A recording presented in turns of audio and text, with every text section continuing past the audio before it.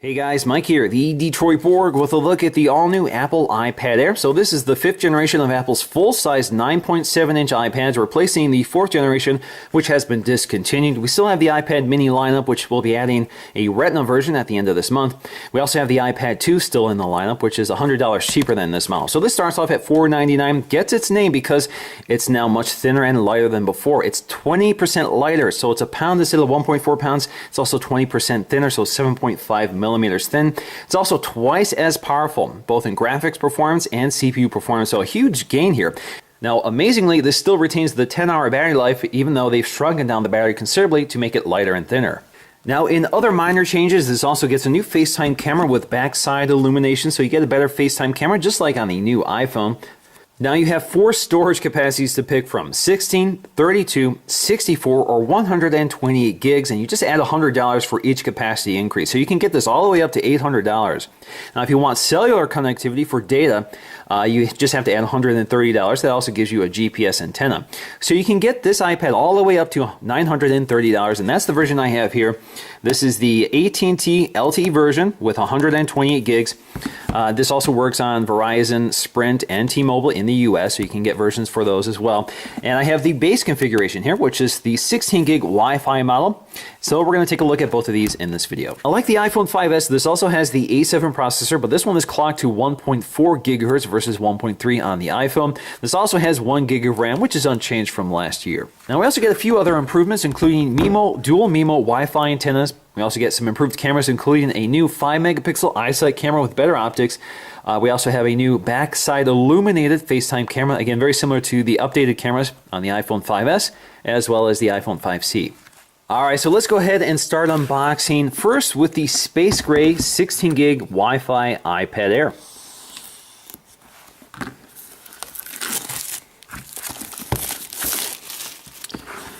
Alright, as you can see on the side, you have iPad Air, you have your Apple logo, iPad Air, Apple logo, as well as your specs and your serial number information, so you can see what's included in the box as well. Let's go ahead and lift the lid here. Alright, there is our iPad Air. You can see the internal of that box. You should have a little tab down here to lift up. There you go. Wow, it's very lightweight. This is the first thing that I noticed. Compared to the iPad 4, this is much lighter. Very thin, very nice. Let's set that aside for just a minute while we take a look at what we get inside the box. Now we have our 12-watt power supply for charging our iPad. You can see we have our folding prongs, so let's go ahead and open this up. Take a look. You can see our folding prongs, and this is removable, so you can add your own wall adapter if you're traveling, or if you want an extension cable, you can do that as well. Pretty much unchanged from the other iPads. We also have our literature packet. So inside we'll find iPad Air, some instructions on what each button does. So you can see lightning connector, home button, volume button, side switch, sleep wake button. We also have iPad info, which is regulatory information, and of course Apple stickers. Now here we find our Lightning to USB charging cable, which we're all pretty familiar with. Now let's get to our Space Gray iPad Air. So let's go ahead and peel open this envelope. Slides right out. I really like Space Gray. I think it's one of my favorite colors right now. So you can see on the bottom we have stereo speakers, which is new to the iPad, full-size iPad lineup. We're used to this with the iPad mini. Basically, this redesign pretty much mimics the iPad mini. So on the back we have our Apple logo, which is a separate component this time. It's not actually polished into the raw aluminum like it was on the older iPad mini. On the back we have our 5-megapixel iSight camera. On the side we have our metal volume up and down button, as well as our physical switch here, which can act as either a mute switch or orientation lock, depending on how you have that configured. We have our sleep wake switch, and if you look at the edges, you see that mirrored chamfered edge. Very nice. It's nice to see that finally make it to the full-size iPad. Looks particularly nice on such a large device. You have your home button here, which does not have Touch ID. Unfortunately, it did not make it to the iPad this time. Now at the top we'll find a set of dual microphones, which helps with audio pickup. We also have our headphone jack. As you can see, it's got a nice rounded edge to it. Now, if you look at the front, you'll find your new and improved FaceTime camera, and next to that is an ambient light sensor, which is kind of hidden with the black bezel. You can see this more on the white version, so we're going to take a look at that. Alright, so that is the Space Gray iPad Air. So let's go ahead and get to the white version, and then we can start comparing them. Now, as I said, this is the fully spec'd version, has LTE with 128 gigs of storage. So we have a slight design change here, which we're going to take a look at, to accommodate the wireless antennas that are needed for LTE. We also have that GPS antenna, so it needs some radio transparency in order for it to work. All right, so let's just lift the lid here. And there is our iPad Air in white. You can see that white bezel, which if you look at the 5th or 4th generation, you can see just how much more compact it is now. All right, let's just lift this out of here. So you can see the raw aluminum, which looks pretty familiar if you're used to the original iPads. But of course, there are a few things that differentiate the cellular version, including this nano SIM tray, as well as this radio transparent plastic window at the top. Now, because I have the white version here, this is white. If you have the space gray with black, this would be black to match. Now, I'm not going to unbox the accessories again, but we should see one element here that you don't get with the Wi-Fi version, and that is a SIM ejection tool, of course, for ejecting that SIM tray. All right, so once again, let's take our really thin and lightweight iPad Air, unpack the envelope, slide it right out, and there we go. You can see it's almost palmable, so you can actually hold it with one hand. Maybe not comfortably, but at least it's more comfortable this time than it was with the 4th generation with the wide bezel. So let's go ahead and take a look around again. So we have our home button, we have our new FaceTime camera, and this time you can see that ambient light sensor right next to it. Up top, you'll see your headphone jack, which is white to correspond with the white trim up here, as well as the white bezel. So you still have our dual microphones, this time built into the plastic versus milled into the metal. Up top, you have your sleep-wake button, as well as your eyesight camera, again 5 megapixels. On the right side, we'll find more color-keyed metal buttons, including our volume, dedicated volume controls, as well as our physical switch here for muting or orientation lock. Now down here, you'll see your SIM tray, so you can eject it using that SIM tool. Now once again, you have that mirrored bezel along the edge, or this mirrored chamfer. Again, really nice, especially with such a large device. It really gleams. Kind of nice effect here. You can see we have a more rounded bezel this time, a rounded edge, so it doesn't really dig into your hand when you're handling it. And of course, we have our stereo speakers here, flanking our lightning connector. Now, along the back, we have our polished Apple logo, which does a nice job picking up the mirrored effect of the polished chamfered edge. All right, so there is your space gray Wi-Fi iPad versus your silver LTE iPad. So the silver, as you can see, has a lighter Apple logo. It's more of a clearer, mirrored finish versus this smokier finish on the space gray model. That extends to the bezel, the chamfered edge here. So if you look at that chamfered edge, you can see that there is a smokier look to it on the space gray version versus the white version.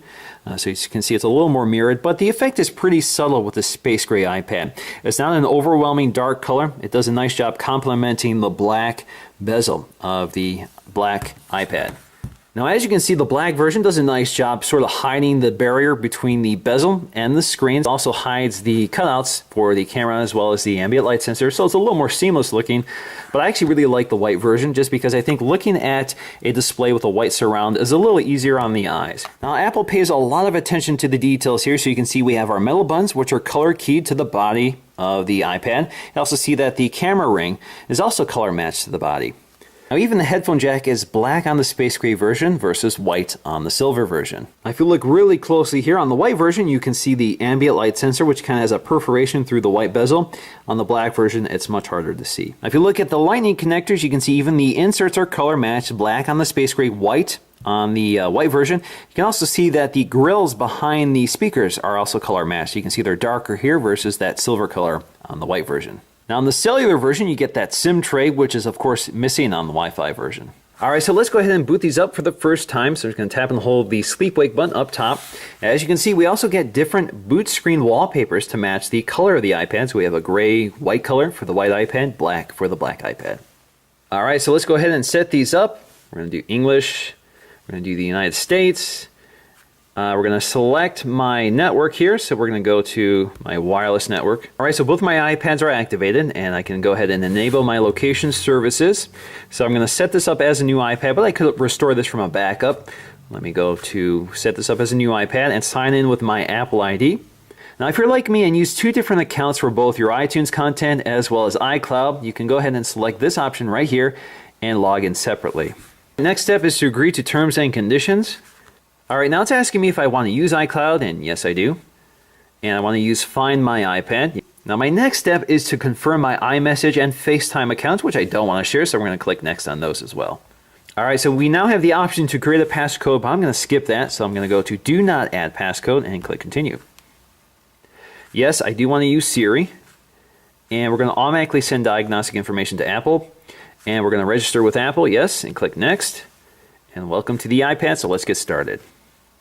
So there you go. As you can see, it's the default iOS 7 wallpaper. They haven't picked a different wallpaper to match the color of the bezel.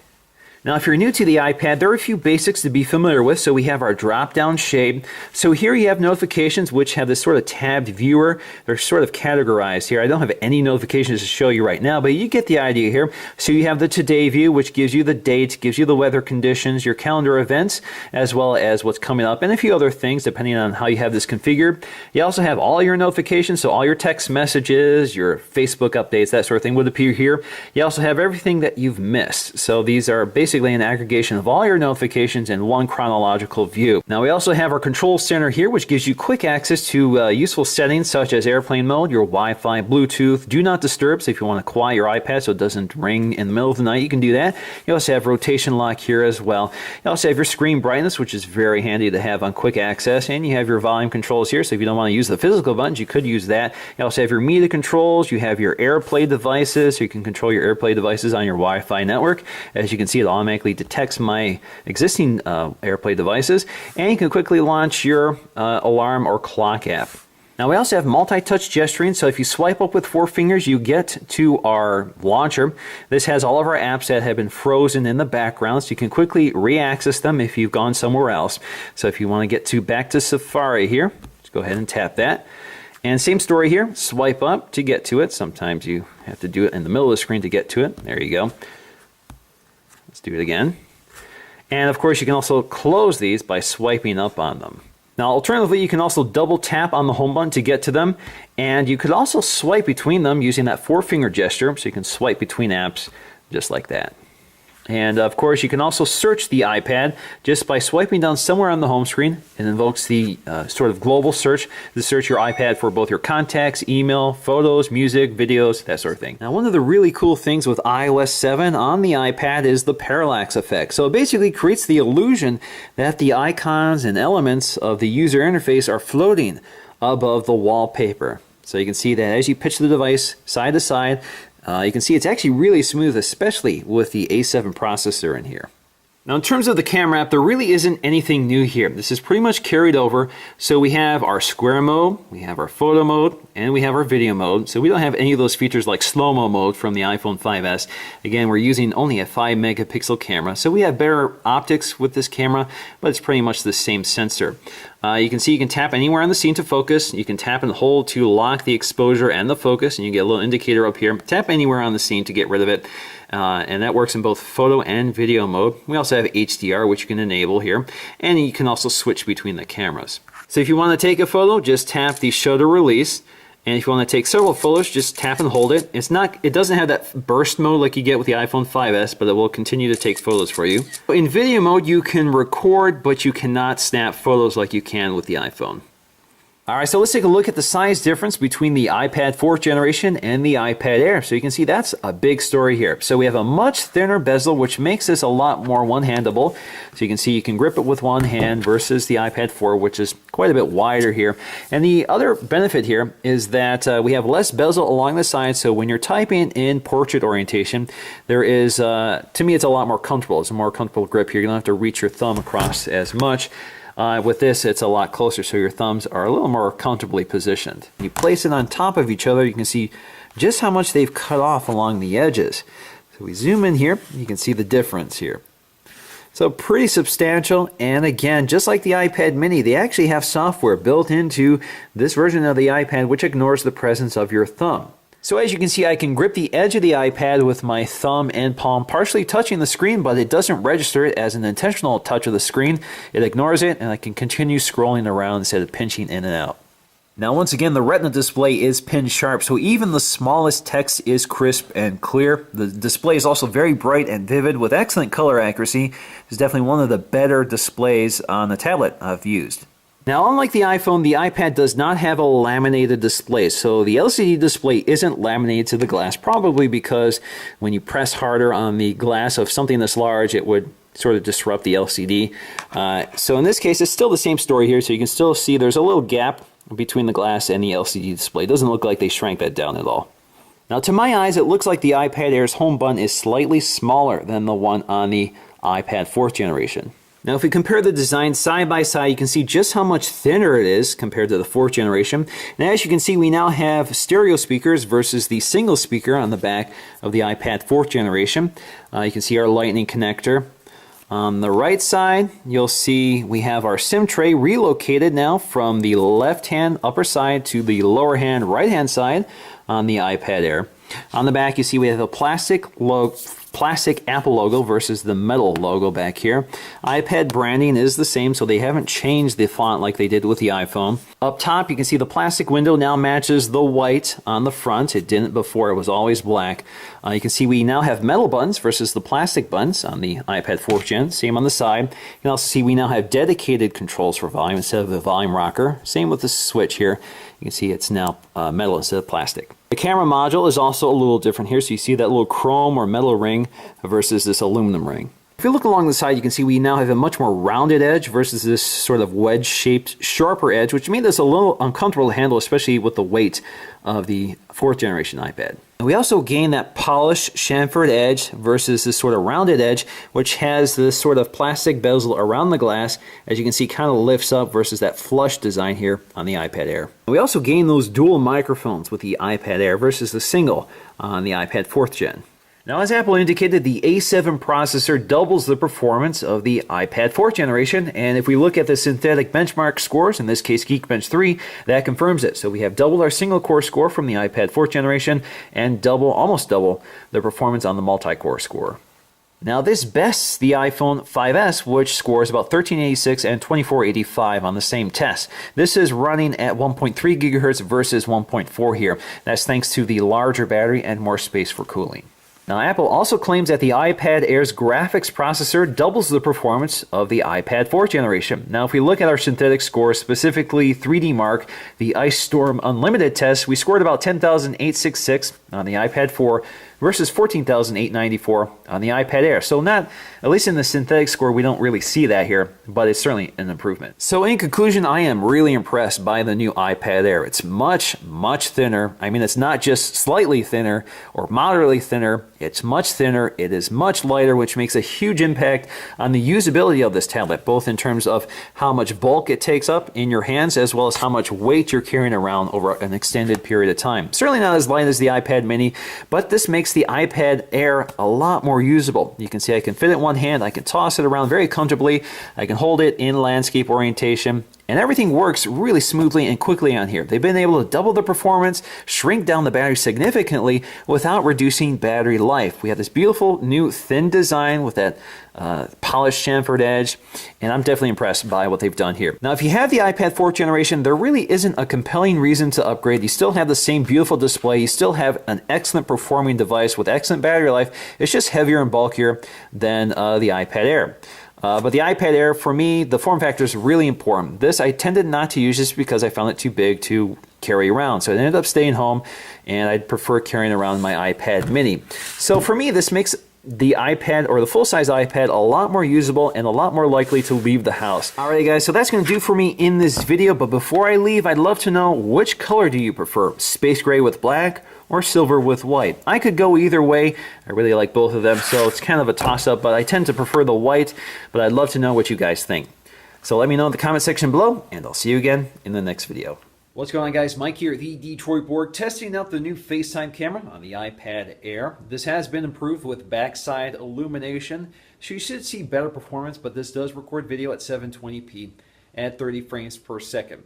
So this gives you an idea of the audio recording quality as well as video. And that's my dog crying right there.